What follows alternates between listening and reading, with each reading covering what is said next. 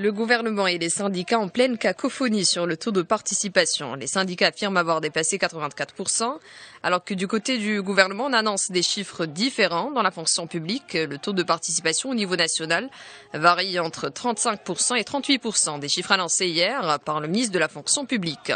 Mohamed Boubdia a souligné que malgré le fait que cette grève soit injustifiée, elle s'est déroulée dans un climat normal et responsable. Il y a eu certes des secteurs qui ont connu un taux de participation élevé, allant jusqu'à 40%, mais dans d'autres, ce taux avoisinait 0%.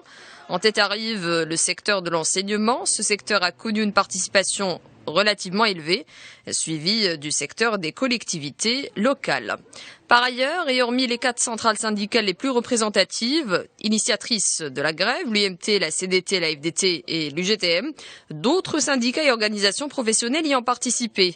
Dans l'Organisation démocratique du travail, le syndicat national de l'enseignement supérieur ou encore le syndicat indépendant des médecins du secteur public. Les principales revendications des syndicats concernent notamment la réforme des retraites, une question que les syndicats souhaitent au préalable discuter dans le cadre du dialogue social et non sous forme de projet de loi à la Chambre des conseillers.